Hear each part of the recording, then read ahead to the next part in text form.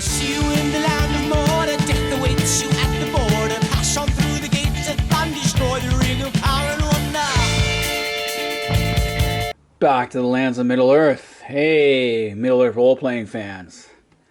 Today we're going to be looking at another adventure module from Iron Crown, going with Warlords of the Desert. This 8012 or 8012 of the series. This book was released in 1989. I bought it from, I'm going to say, Endless Adventure. And I think I paid like 12 bucks for it, if I remember right. Gotta love the cool cover art. It's an Agnes McBride work. He did a lot of their later covers. Did an excellent job. It's got a Sandrake, and it's got a great-grandson of Castamir the Usurper, I believe. Sangheron. I can't pronounce his name for the life of me at the moment. But he's got the emblem of the Army of the Southern Dragon, which was the Nazgul Akora Hills elite legion in the south.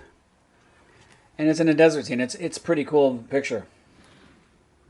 Anyway, this book takes place in the deserts of the Haradwaith, or really it's in the area that's called the Far Harad, the Scorched Land, the Bozhizhar Dar. Bozhizhar Dar, I can't pronounce that one right to save my life. Now let's take a look. So on the inside cover you get the map of the region. It's the same map you get in Far Harad. Nothing new there. Table of contents. Another smaller map showing you the area with a basic color map. Then it's going into adventuring in the Bozhizhar Dar. Bozhizhar Dar. Oh, that's a hard name. You get some general information, politics in Far Harad, the economy of the capital city, the economy of the hills, and the economy of the deep desert, the culture of the Haradwaith, the life and death, attitudes and outlook, family life, language, social classes, role of wealth, garb, diet, leisure. Then you get into the city itself. You get the Cathedrala, where all the rich people live, the shop districts, the municipal quarter, residences, guild halls, caravan grounds. You get a small map so you can see the Cathedrala, sorry. You see all the rich people in their own enclave. The mansions are far apart. Kind of like Beverly Hills. In the canyon back there.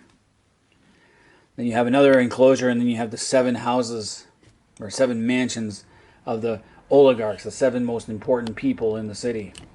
We have the merchants' quarter, the poor quarter, tradesmen's homes, the port, and the surrounding lands.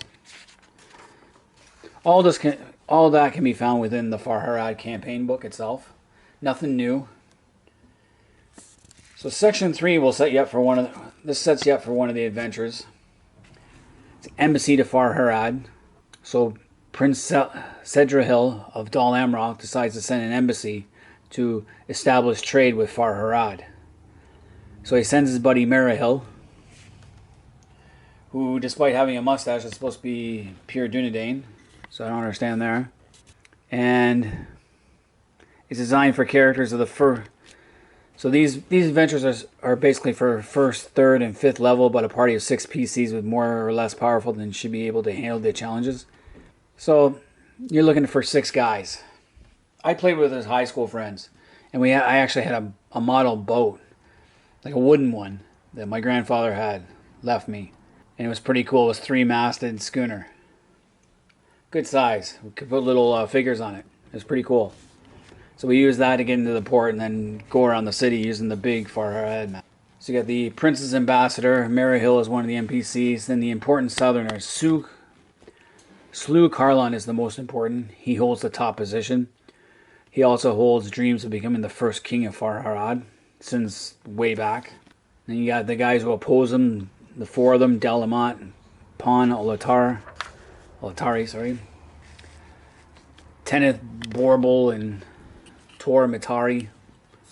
Then you got the other 2 who are Clue. You got Clue, Relotin, and Karen Mech. And then of course you also got the Umbarian influence. So Faltar of Umbar. So Umbar being the closest competitor to Gondor, would also have its own influence.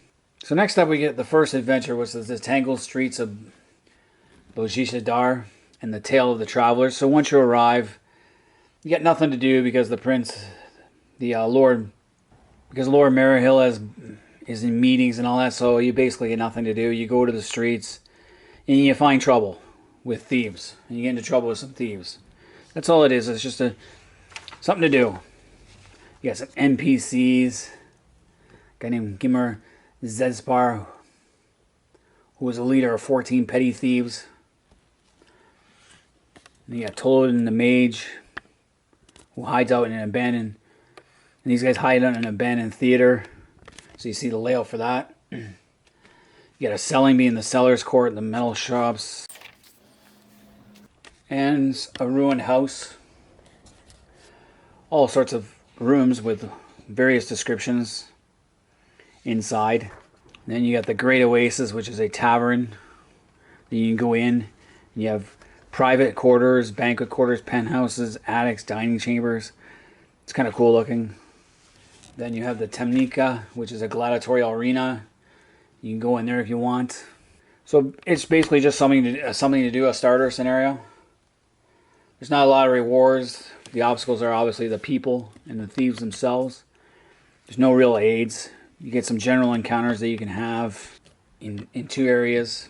So we tried this one with friends, and we had some fun. It was fun dealing with thieves and just roughhousing in taverns and stuff, breaking furniture, just being typical tourist assholes that get drunk. It's kind of like going to a resort during spring break and seeing all the drunken idiots out there. Okay, next up we got Bandits in the Eastern Hills.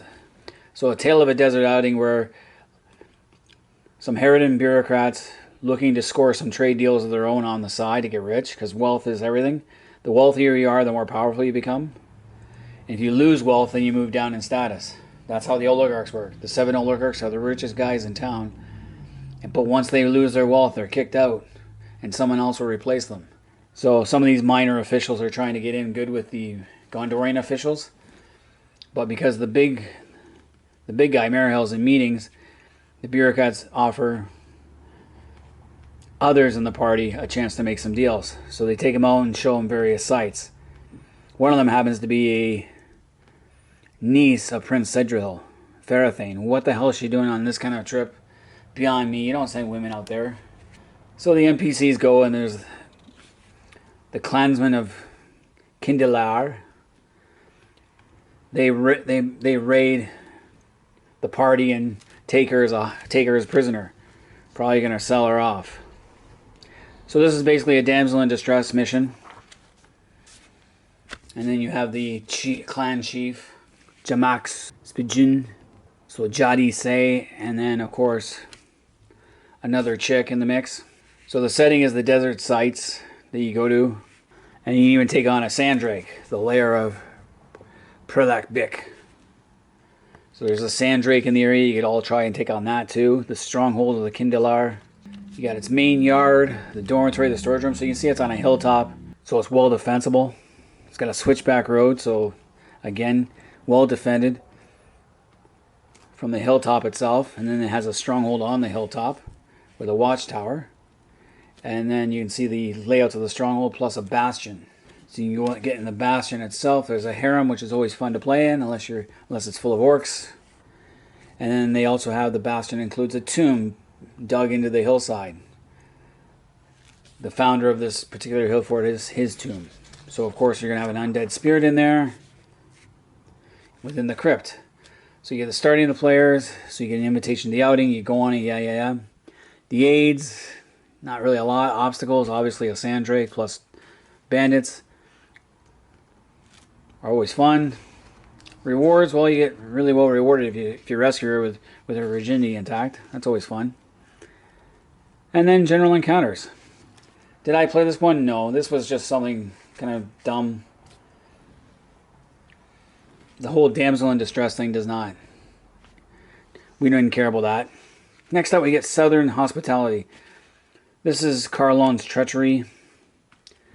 And this goes where he's plotting with the Umbarians to help make him king. So this one is an intrigue one where you have to find out what's going on. You get, of course, your NPCs. And it's a political maneuver by Slugh Carlon to take over the government for himself. Carmen Mek has been is one of his supporters. So the setting's in the Palace of the Wood, which is his Slugh Carlon's mansion. Each mansion has a role. You go through it. And it gives you all the various guest rooms and what's in them. So you basically got to find information, dig up evidence that what he's going to do, that he's going to overthrow the current government and put himself on top. He's going to sweep away the oligarchs and make himself an autocrat, the king. So you get a task, starting players and aides. Remember, this is a 1640, just after the Great Plague, so eventually, according to Ice canon, like Merp canon, Far Harad will have a king and have the cruel Sunlord dynasty. So keep that in mind. And these are some of their troops will probably head off to the War of the Ring eventually. So you get obstacles, rewards, and counters. You get a Master Beast table here. NPC table. As well as household guards, mages, and other folk. Encounter table, so for wherever you are. And then finally you get a color map of the city itself. In Far Harad they only give you a black and white, so seeing color is kind of nice. But it's nothing special. We always use the bigger map. So that is Warlords in the Desert in a nutshell. This book was okay. I thought it could have been a lot better. I was hoping for more. But it seems to follow the same pattern of thieves or smugglers, damsel in distress, and then political intrigue. So it seems to follow those common themes. I was hoping for something a little different. And maybe even a different timeline would have been nice. But like I said, it was fun just to visit the port and cause some ruckus. Kind of like a Popeye the Sailor Man and Brutus. Always getting in a bar fight. But anyway, all you Middle-earth role-playing fans out there, let me know what you guys thought of this particular module. First of all, do you have it? Did you play it? And did you enjoy playing it? Leave comments in the comment section. Hit the like button. Subscribe if you're new to the channel. Until next time, this has been Roman Daysel. I'm out of here.